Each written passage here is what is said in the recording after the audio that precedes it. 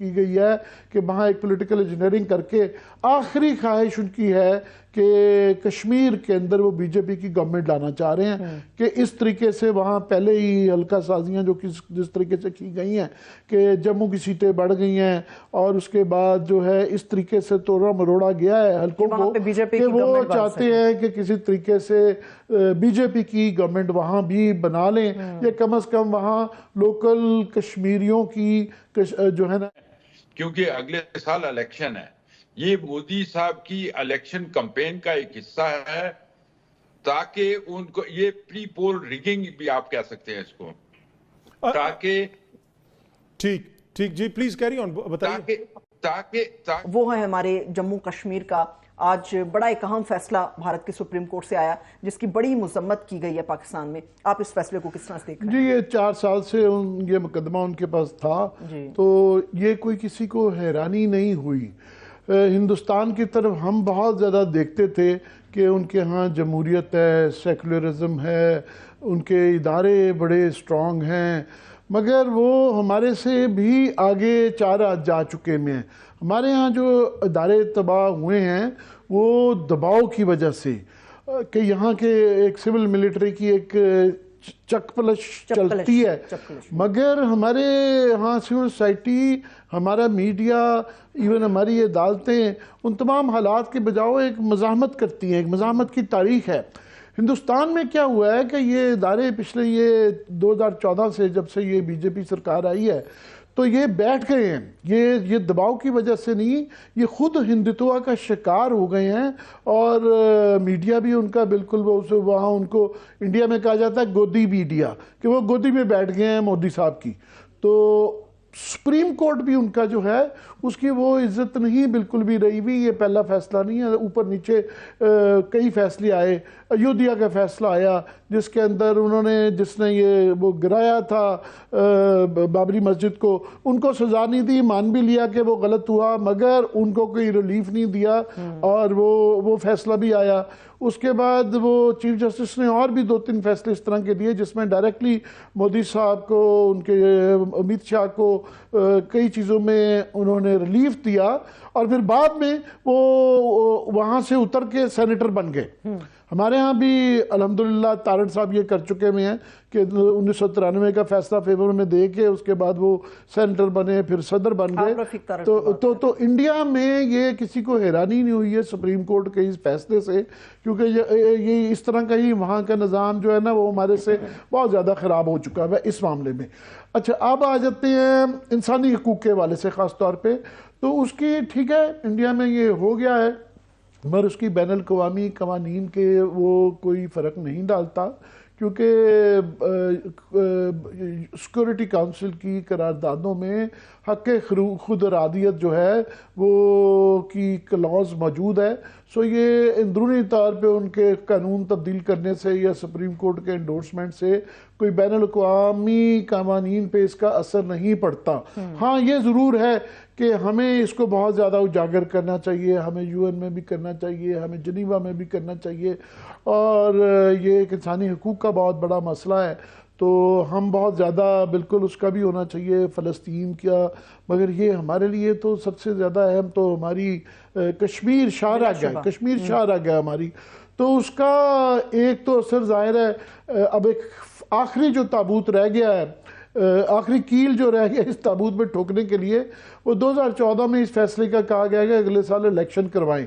تو پچھلے جب سے یہ کیا گیا تھا اس وقت سے وہاں پہ گورنر راج موجود ہے تو وہاں کوئی بھی حکومت نہیں ہے. تو وہاں پہ اب الیکشن کا انہوں نے کہہ دیا ہے جس کا مطلب ہے گورنر راج ہٹ جائے گا.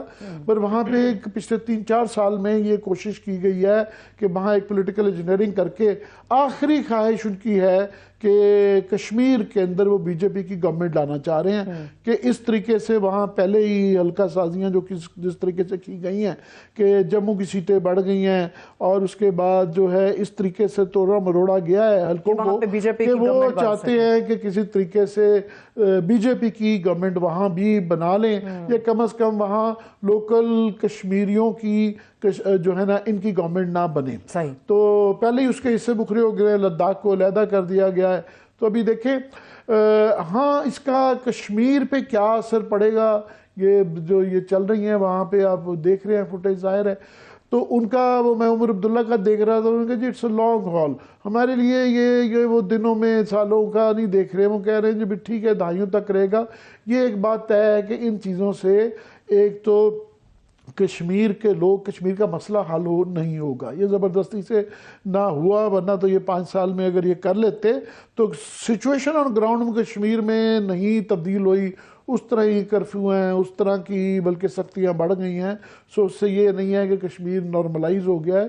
दूसरा सबसे बड़ा जो उनके लिए, इंडिया के लिए जो मसला है वो ये है कि कश्मीर का उनका इसकी वजह, तराजे की वजह से उनका चीन की जो जंग हुई है वो लार्जली ये जो 5 अगस्त को इन्होंने ये किया था, ये इस फैसले के बाद ये चीन के साथ जो जंग शुरू हुई, एक तनाज़ा बढ़ा, वो इसी पे था।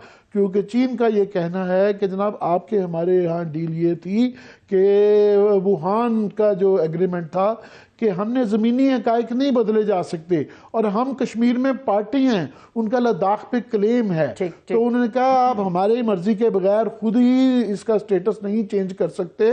तो एक जो वहाँ पे कशीदगी चाइना के साथ उनकी चल रही है वो लार्जली कश्मीर की वजह से है। सो ये देखें अभी ये एक इससे ये उम्मीद की जा रही थी, तो लेट्स सी कि आगे क्या सही है। बिल्कुल आज वो फैसला क्यों दे रहे हैं, क्योंकि अगले साल इलेक्शन है।